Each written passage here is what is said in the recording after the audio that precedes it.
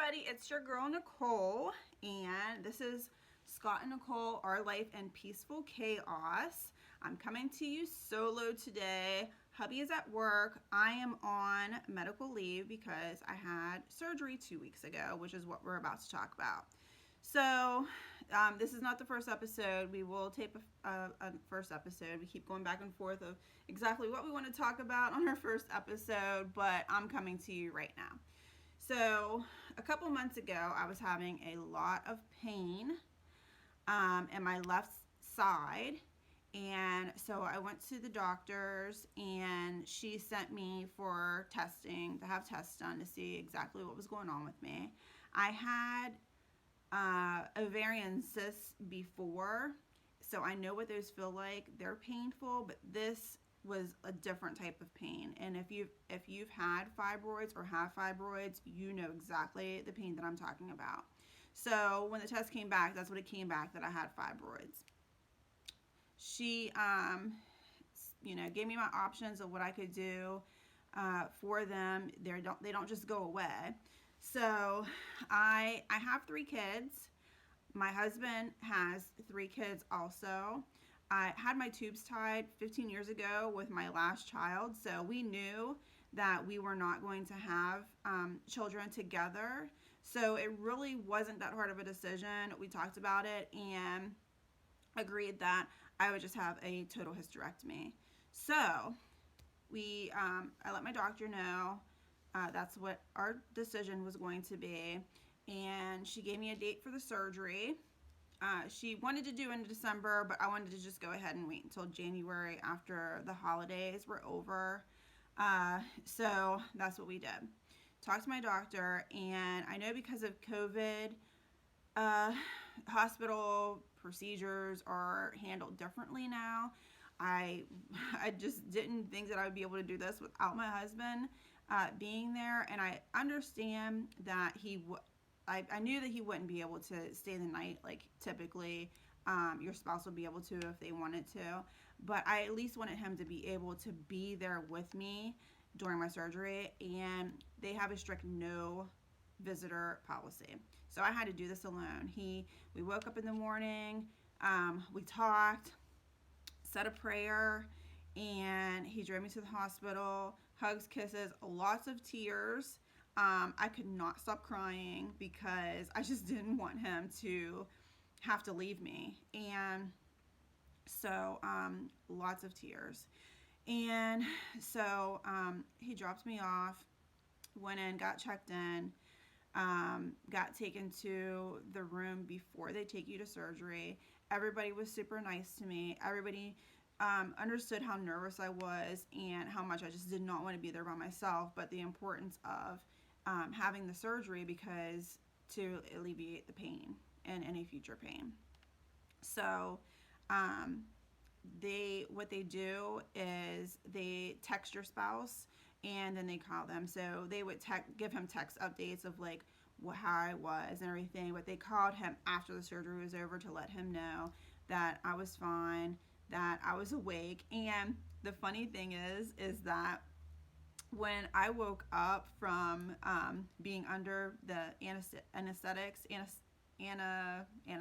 guess that's the term, I don't know, but whatever. When I woke up, my eyes were still closed, and in my mind I was thinking, I just want my husband, I want Scott, I need Scott, I want Scott, I need him, but when they called him, they told him that I was just like nonstop saying, I want my husband, I need my husband, I want my husband now, right?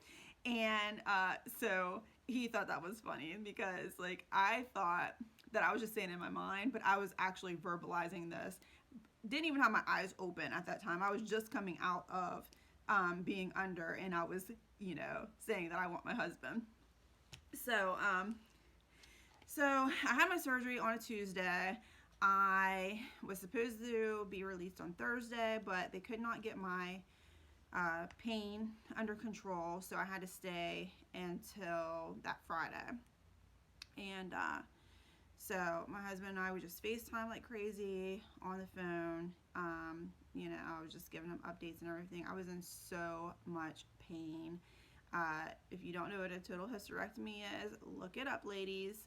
And if you've ever had a C-section, that's how they cut you, straight across, side to side.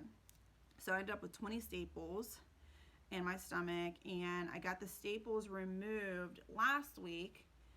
I thought the process was going to be terrifyingly horrible. It wasn't as bad as I thought.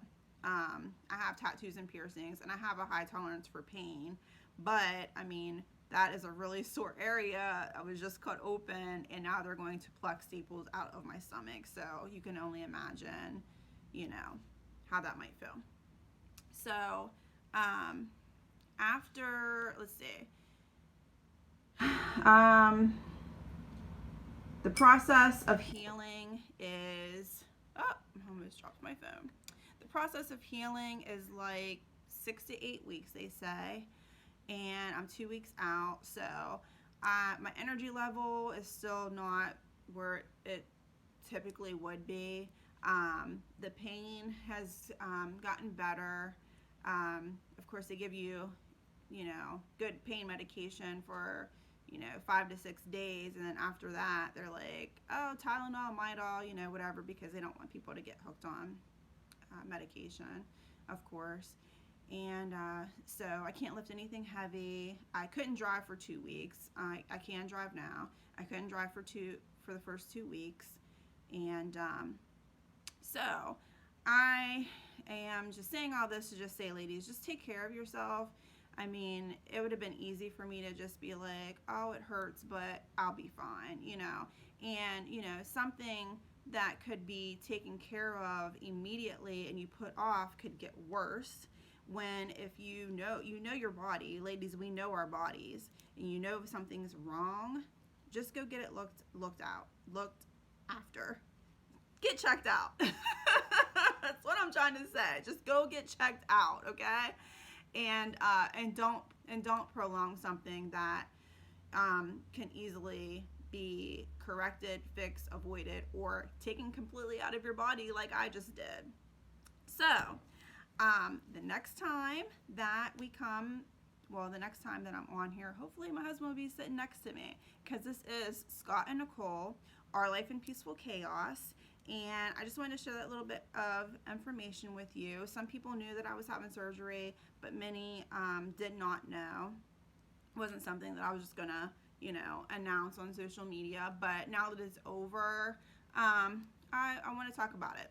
So if you've had a hysterectomy, a total hysterectomy, if you are going through menopause, I want to hear from you. Comment below. Let me know what your experience was, how long your healing time, how long your healing process took, and how about them hot flashes? Like, I'm either super duper duper cold or burning up. Like right now I have a sweatshirt on and I feel good.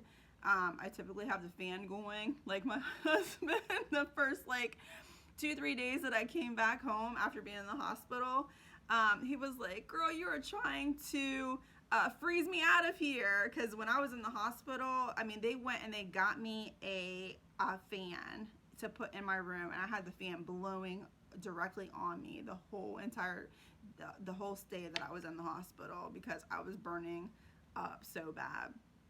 But and I want to shout out to the nurses that I had. Everybody was wonderful. The nurses, the food ambassadors, the techs, everybody that I had was absolutely amazing. Now, the first nurse that came into my hospital room that I had, she was a bit of a train wreck. She was super nice, but I don't know if it was her first day on the job or if she really just didn't want to help me.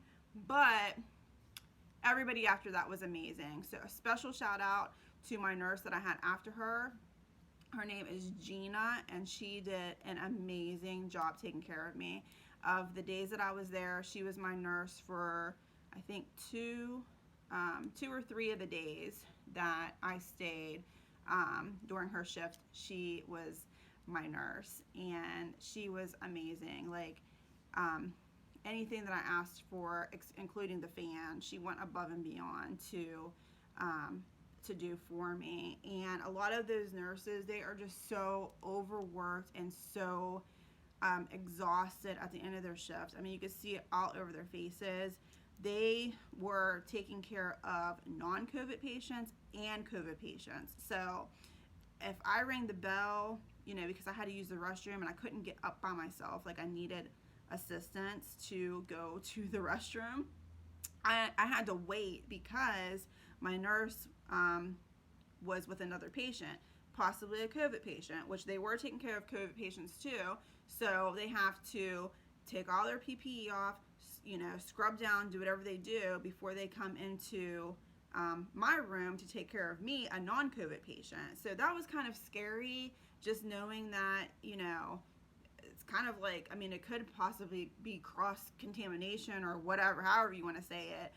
That part was kind of scary, but I really, really felt for the nurses because they were really trying their hard to take care of everybody and still be, safe about what they were doing. It would have been so much easier on them if we as the patient could have our partners there, because something as simple as me needing to get up to go to the bathroom, my husband could have helped me. I wouldn't have had to call the nurse in, but because of COVID, no visitors. So things that you could have, your visitor help you do or do for you, you had to wait for the nurse to come in. So just a special shout out to all the nurses doing the damn thing. We are grateful. We are grateful.